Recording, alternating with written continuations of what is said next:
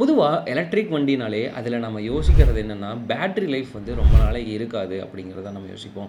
இதனாலேயே நம்மள்ல சில பேர் எலக்ட்ரிக் வண்டி வாங்குறதுக்கு ரொம்பவே தயங்கிட்டு இருப்போம். நான் சொல்ற இந்த 10 விஷயத்த நீங்க ஃபாலோ பண்ணிட்டு வந்தீங்க அப்படின்னா, உங்களோட பேட்டரி லைஃப் வந்து ரொம்பவே இன்கிரீஸ் ஆகும்.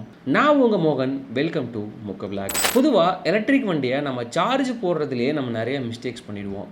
அந்த சார்ஜ் போடுறதில சில விஷயத்தெல்லாம் நீங்க கண்ட்ரோல் பண்ணீங்க அப்படின்னா, ஆட்டோமேட்டிக்கா உங்களோட பேட்டரி லைஃப் வந்து ரொம்பவே நல்லா இருக்கும் அப்படின்னு சொல்றாங்க. இதுல ஃபர்ஸ்ட் நம்ம பார்க்குற விஷயம் என்ன அப்படின்னா, கோல்டன் ரூல். இதுதான் முக்கியமான ரூல் அப்படின்னு சொல்றாங்க. இது என்ன அப்படின்னா, உங்களோட வண்டிய நீங்க ஃபுல் சார்ஜ் பண்ணக்கூடாது. அதே மாதிரி உங்க வண்டிய ஃபுல் ட்ரையும் பண்ணக்கூடாது. இதுக்கு என்ன பண்ணணும் அப்படின்னா, உங்க வண்டி எப்பல்லாம் 20% வருதோ அப்ப நீங்க சார்ஜ் போடுங்க. எப்பல்லாம் 80% வருதோ அப்ப நீங்க வந்து அந்த சார்ஜ வந்து கட் பண்ணிடுங்க. இப்படி பண்றதுனால உங்களுக்கு லைஃப் இன்கிரீஸ் ஆகுமா அப்படின்னு நீங்க கேட்கலாம். iPhone பார்த்தீங்க அப்படின்னா, அதுல டிஃபால்ட்டா ஒரு சிஸ்டம் இருக்கும். அதில அவங்க 80%க்கு வந்து பார்த்தீங்கன்னா, ஸ்டாப் பண்ற மாரி வச்சிருப்பாங்க. அதில அவங்க மென்ஷனும் பண்ணியிருப்பாங்க. இந்த மாதிரி நீங்க சைக்கிள நீங்க மெயின்டெயின் பண்ணீங்க அப்படின்னா, உங்களோட பேட்டரி லைஃப் வந்து இன்கிரீஸ் ஆகும் அப்படின்னு அவங்களே மென்ஷன் பண்ணியிருப்பாங்க. அதே மாதிரி தான் நம்ம இந்த வண்டிக்கும் நம்ம ஃபுல் ட்ரைவ் பண்ணாமயும், ஃபுல் சார்ஜ் போடாம இருந்தோம் அப்படின்னா, நம்மளோட அந்த சைக்கிள் கவுண்ட் இருக்கு பார்த்தீங்களா? நம்ம எந்த ஒரு பேட்டரியா இருந்தாலுமே, அது இத்தன சைக்கிள் தான் இருக்கும் அப்படின்னு சொல்லிட்டு, அதாவது ஒரு எத்தன வாட்டி நீங்க ஃபுல் சார்ஜ் பண்றீங்க, எத்தன வாட்டி நீங்க டிரைவ் பண்றீங்க அப்படிங்கிற கவுண்ட் எடுத்துக்கிட்டு, அந்த சைக்கிள்க்கு ஏத்த மாரி தான் உங்களோட பேட்டரி லைஃப் வந்து இருக்கும் அப்படின்னு சொல்றாங்க. ஆனா, நீங்க இந்த மாதிரி பண்ணிட்டு வந்தீங்க அப்படின்னா, உங்களோட அந்த பேட்டரியோட லைஃப் வந்து கொஞ்சமா இன்கிரீஸ் ஆகும் அப்படின்னு சொல்றாங்க. இதனால தான் நெறைய கம்பெனிஸ் வந்து பார்த்தீங்கன்னா, 0 to 80% சார்ஜ வந்து ஃபாஸ்ட்டா குடுப்பாங்க. அதே மாதிரி அந்த 80 to 100% வந்து இன்னும் கொஞ்சம் டைம் எடுக்கிற மாரி குடுத்திருப்பாங்க. நீங்க எவ்வளோ சார்ஜ் போட்டு ஓட்டுவீங்கங்கிறத கமெண்ட்ல சொல்லிடுங்க. 2வது விஷயம் இந்த ஹீட் தாங்க. அதாவது வெயில் பார்த்தீங்க அப்படின்னா, நம்மளோட இந்தியால வந்து பார்த்தீங்கன்னா, வெயிலுங்கிறது ரொம்பவே அதிகமா இருக்கும். நம்மளோட பகுதியில பார்த்தீங்க அப்படின்னா, இந்த வெயில் வந்து மழை காலத்திலயும் இருக்கும், குளிர்காலத்திலயும் இருக்கும். எல்லா டைம்லயுமே இந்த வெயில் இருக்கும்.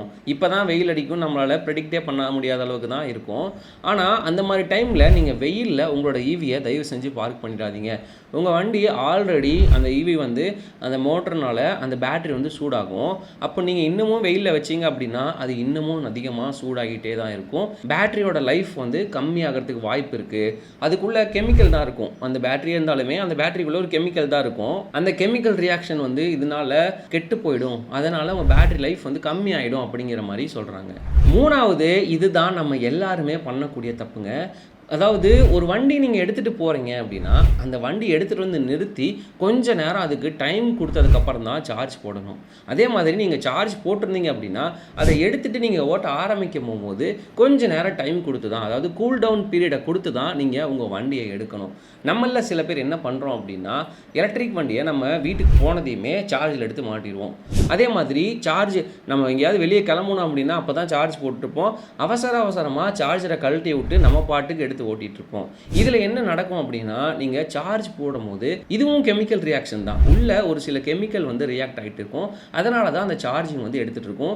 இதே டைம்ல அந்த பேட்டரி வந்து ஹீட்டும் அதிகமா ஆக ஆரம்பிச்சிரும். அப்போ உங்க வண்டி வந்து பார்த்தீங்கன்னா, ஆல்ரெடி ஹீட்டா இருக்கும்.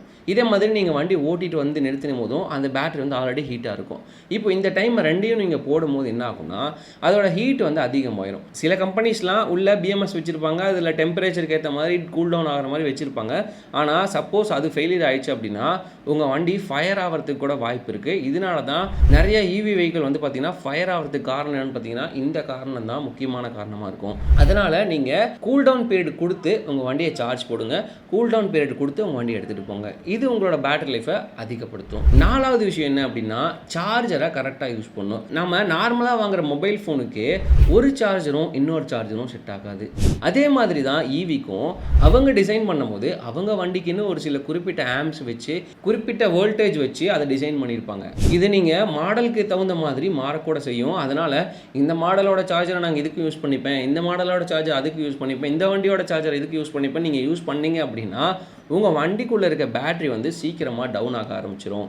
அதனால உங்க வண்டிக்கு எந்த சார்ஜர் வந்து கம்பெனி குடுக்குறாங்களோ, இல்ல எந்த சார்ஜர வந்து ரெக்கமெண்ட் பண்றாங்களோ, அந்த சார்ஜர மட்டும் யூஸ் பண்ணீங்க அப்படின்னா, உங்க பேட்டரி லைஃப் வந்து ரொம்பவே நல்லா இருக்கும். 5வது விஷயம், நம்ம எல்லாருமே இத கடைபிடிக்கணும். நம்ம வண்டி எடுக்கிறோம் அப்படின்னா, அந்த வண்டியோட டயர்ல எவ்வளோ பிரஷர் இருக்கு, டயர் பிரஷர் வந்து கரெக்ட்டா இருக்கா அப்படின்னு நீங்க பார்த்துக்கணும். ஈவி வெஹிக்கிளை பொறுத்த வரைக்கும் டயர் ப்ரெஷர் வந்து கம்மியாக இருந்துச்சு அப்படின்னா அதோட மைலேஜ் வந்து ட்ராப் ஆகும், பேட்டரியும் சீக்கிரம் குறையும் அப்படின்னு சொல்லிட்டு சொல்லுவாங்க. ஏன் அப்படின்னா உங்கள் வண்டி எந்த அளவுக்கு கரெக்டான டயர் ப்ரெஷரில் இருக்கோ அப்போ தான் அந்த மோட்டார் வந்து அதுக்குண்டான ஆர்பிஎத்தை கொடுத்து அதுக்குண்டான மாதிரி தான் அது போகும். நீங்கள் டயர் ப்ரெஷரை கம்மியாக வச்சுருந்தீங்க அப்படின்னா அந்த மோட்டருக்கு அதிகப்படியான ஆர்பிஎம் தேவைப்படும், அதுக்கு அதிகப்படியான லோடு வந்து இலக்கு தேவைப்படும். அப்போ அந்த லோடு வந்து எங்கேருந்து பேட்டரியிலேருந்து தான் வரும். அப்போ உங்களுக்கு சீக்கிரமாக டவுன் ஆகும் பேட்டரி. இதே மாதிரி நீங்கள் அடிக்கடி பண்ணிட்டு இருந்தீங்க அப்படின்னா உங்களோட பேட்டரி வந்து ட்ரைன் ஆகிறதுக்கு வாய்ப்பு இருக்குது அப்படின்னு சொல்கிறாங்க. அதனால் கம்பெனி எவ்வளோ ரெக்கமெண்ட் பண்ணுதோ அந்த டயர் ப்ரெஷரை தயவு செஞ்சு வச்சு ஓட்டிக்கோங்க. 6வது சாஃப்ட்வேர் அப்டேட் அப்படின்னு சொல்லுவாங்க. நம்ம எல்லா வண்டியிலையும் இது இருக்காது. இப்போ எப்படி ஆண்ட்ராய்டு ஐஓஎஸ்லாம் வந்து பார்த்திங்கன்னா சாஃப்ட்வேர் அப்டேட்ஸ் வந்து கொடுத்துட்டே இருப்பாங்க. அதில் நாங்கள் சில இம்ப்ரூவ்மெண்ட்ஸ்லாம் பண்ணியிருக்கோம்னு சொல்லுவாங்கள்ல, அதே மாதிரி இந்த ஈவிக்கும் சாஃப்ட்வேர் அப்டேட் கொடுத்தாங்க அப்படின்னா இமீடியட்டாக அப்டேட் பண்ணிக்கோங்க. ஏன்னா அந்த சாஃப்ட்வேர்க்குள்ளே தான் பிஎம்எஸ் அப்படின்னு சொல்லிட்டு ஒரு சாஃப்ட்வேர் இருக்கும். அதாவது பேட்டரி மேனேஜ்மெண்ட் சிஸ்டம் அப்படின்னு சொல்லுவாங்க. அந்த பிஎம்எஸ்ல ஏதாவது அப்டேட்ஸ் கொடுத்துருந்தாங்க அப்படின்னா அது மூலிமா உங்கள் பேட்டரியோட லைஃப் வந்து இன்க்ரீஸ் ஆகிறதுக்கு வாய்ப்பு இருக்குது. அதனால் எப்போல்லாம் அப்டேட் வருதோ அப்போ தயவு செஞ்சு அப்டேட் பண்ணிட்டீங்க அப்படின்னா உங்கள் பேட்டரி லைஃப் வந்து நல்லாயிருக்கும் அப்படின்னு சொல்கிறாங்க. 7வது விஷயம் என்ன அப்படின்னா உங்களோட வண்டியை தயவு செஞ்சு சர்வீஸ் விட்டுருங்க. அட்லீஸ்ட் ஒரு 6 மாதத்துக்கு ஒருக்காவது உங்கள் வண்டியை வந்து சர்வீஸ் விடுங்க. ஏன் அப்படின்னா உங்களோட வண்டியில் இருக்க ஒயர்ஸ் இருக்குது பார்த்தீங்களா, அந்த ஒயர்ஸு, பேட்டரியில் இருக்க பிஎம்எஸ்ஸு, அந்த பேட்டரி செல்ஸு இதெல்லாம் இருக்குது பார்த்தீங்களா, இது எல்லாமே டேமேஜ் ஆக இருந்துச்சு அப்படின்னா அதில் நிறையா லோடு வந்து லீக்கேஜ் ஆச்சு அப்படின்னா இதனாலையும் உங்கள் பேட்டரி வந்து சீக்கிரமாக போகும் அப்படின்னு சொல்கிறாங்க. அதனால் முடிஞ்ச அளவுக்கு உங்கள் வண்டியை சர்வீஸ் அண்ட் மெயின்டெனன்ஸ் பண்ணி வச்சுக்கோங்க. 8வது விஷயம், நீங்கள் ஈவி வண்டி ஓட்டுறீங்க அப்படிங்கிறத மைண்டில் வச்சுக்கோங்க. நம்ம டிராஃபிக்லேயோ இல்லை எங்கேயாவது ஓவர்டேக் எடுக்க போகும்போதோ நம்ம சடனாக முறுக்குவோம். பெட்ரோல் பைக் மாதிரி நம்ம சடனாக ஆக்சிலேட்டரை கொடுப்போம். அப்போ என்ன ஆகும் அப்படின்னா உங்களோட பேட்டரியிலிருந்து அதிகப்படியான லோடு வந்து அந்த மோட்டருக்கு வந்து தேவைப்படும். ஏன்னா இனிஷியல் டார்க் அப்படிங்கிற ஒரு விஷயம் வந்து எப்போவுமே அதிகமான லோடு வந்து தேவைப்படும். அப்போது என்ன ஆகும்னா நீங்கள் சடனாக நீங்கள் முறுக்குறீங்க அப்படின்னா அந்த டைமில் உங்கள் பேட்டரியோட லோடு வந்து அதிகமாகி அந்த பேட்டரிக்குள்ளே சில கெமிக்கல்ஸ்லாம் வந்து டேமேஜ் ஆகிறதுக்கு கூட வாய்ப்பு இருக்குது அப்படின்னு சொல்கிறாங்க. அதனால் நீங்கள் எங்கேயாவது நிறுத்தி வண்டி எடுக்கிறீங்க அப்படின்னா ஸ்லோவாக முறுக்குங்க. இல்லை நான் பெட்ரோல் வண்டி ஓவர்டேக் பண்ணிவிட்டு நான் போவேன், அப்போ தான் நான் வந்து எலக்ட்ரிக் வெஹிக்கிளில் வச்சு நான் இவ்வளோ ஸ்பீடாக ஓட்டுறேன் பாரு அப்படின்னு காட்டுறீங்க அப்படின்னா அந்த மாதிரி தப்பெல்லாம் பண்ணாதீங்க. மெதுவாக ஆக்சிலேட்டரை கொடுத்து ஓட்டிக்கோங்க. இந்த மாதிரி சடனாக நான் ஸ்பீட் எடுக்கிறேன் அப்படிங்கிற விஷயத்தெல்லாம் பண்ணாதீங்க. அப்படி பண்ணாமல் இருந்தீங்க அப்படின்னா உங்கள் பேட்டரி லைஃப் வந்து ரொம்பவே நல்லாயிருக்கும். 9வது விஷயம் என்ன அப்படின்னு பார்த்தீங்கன்னா வெக்கேஷன் மோட் அப்படின்னு சொல்லுவாங்க. நம்ம வண்டியை வந்து ஒரு 5 நாளோ 10 நாளோ எடுக்காமல் இருக்கோம்னு வச்சுக்கோங்களேன். இதே பெட்ரோல் வண்டியாக இருந்துச்சுன்னா அது என்ன பிரச்சனை இல்லை, அது பாட்டுக்கு அப்படியே இருக்கும். ஆனால் ஈவி வெஹிக்கிளில் நம்ம என்ன பண்ணணும், பேட்டரியை வந்து ஃபுல் சார்ஜ் போட்டு வைக்கணுமா இல்லை ஃபுல்லாக ட்ரை பண்ணி வைக்கணுமா அப்படின்னு நம்ம கேட்போம். சில பேர் என்ன பண்ணுவாங்கன்னா பேட்டரியை ஃபுல் சார்ஜ் போட்டு நிறுத்திடுவாங்க. சில பேர் என்ன பண்ணுவாங்கன்னா ஃபுல்லாக ட்ரை பண்ணி நான் திரும்பி வரும்போது போட்டுக்கிறேன், ஏன்னா ஃபுல்லாக இருந்தால் பிரச்சனை ஆயிரும் அப்படின்னு சொல்லிட்டு போடுவாங்க. ஆனால் இது ரெண்டுமே பண்ணக்கூடாது. நீங்கள் லாஸ்ட்டாக என்ன சார்ஜரில் நீங்கள் ஓட்டிகிட்டு போயிட்டு வந்து நிறுத்துறீங்க அப்படியோ அதில் ஒரு 50% இருக்குது அப்படின்னா அப்படியே அந்த 50%லேயே நிறுத்திடுங்க. இல்லை அப்படின்னா நீங்கள் 50% வரையும் சார்ஜ் போட்டு கூட உங்கள் வண்டியை நிறுத்தலாம். ஆனால் நீங்கள் ஓட்டிகிட்டு வந்து லாஸ்ட்டாக என்ன ஓட்டுனீங்களோ அதோட நிறுத்திட்டீங்க அப்படின்னா எந்த பிரச்சனையும் இல்லை. ஆனால் நான் சார்ஜ் போட்டு வைக்கிறேன் இல்லை ஃபுல் ட்ரை பண்ணி வைக்கிறேன் அப்படிங்கிறத இந்த தப்பை மட்டும் பண்ணிடாதீங்க. அப்படி பண்ணாமல் இருந்தீங்க அப்படின்னா உங்களோட பேட்டரி லைஃப் வந்து ரொம்பவே அதிகமாகும். 10வது விஷயம் என்ன அப்படின்னா நம்ம எல்லாருமே ஈவி வண்டி ஓட்டுறோம் அப்படிங்கிறத மைண்டில் வைக்கிறதே இல்லை. இது ஒரு பெட்ரோல் வண்டி மாதிரியே நம்ம எடுத்து ஓட்டிகிட்டு இருக்கோம். இந்த ஈவி வண்டிக்கு வந்து பார்த்தீங்க அப்படின்னா என்ன லோடு கெப்பாசிட்டி கொடுத்துருக்காங்களோ அந்த லோடு கெப்பாசிட்டியை மட்டும் நீங்கள் வச்சு ஓட்டுங்க. இப்போ உதாரணத்துக்கு உங்கள் வண்டி 120 கிலோ வச்சு ஓட்டலாம் அப்படின்னு சொல்லியிருந்தாங்க அப்படின்னா நீங்கள் 2 பேர் உட்காந்து ஓட்டுவீங்க, 120 கிலோ கிட்ட வந்துடும். ஆனால் நீங்கள் 2 பேர் இல்லாமல் 3வது ஆளாக வச்சு ஓட்டுனீங்க அப்படின்னா உங்களுக்கு அந்த லோடு வந்து அதிகமாகும். ஆட்டோமேட்டிக்காக அந்த லோடு வந்து பேட்டரிக்கு தான் போகும். இதனால் அந்த பேட்டரி வந்து சீக்கிரமாக ட்ரைன் ஆகும். இதே மட்டும் இல்லாமல் நம்ம நிறைய பேர் லோடு வச்சுலாம் ஓட்ட ஆரம்பிச்சிட்டோம்.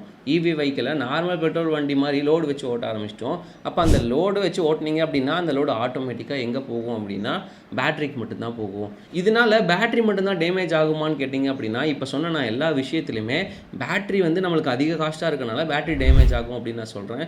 அது மட்டும் இல்லாமல் அந்த பேட்டரிக்கு போகிற வயர்ஸு, ஆக்சிலேட்டரில் கொடுக்குற அந்த வயர்ஸு, இது இல்லாமல் கண்ட்ரோலர்ஸு, இது எல்லாமே ஃபெயிலியர் ஆகிறதுக்கு கூட வாய்ப்பு இருக்குது.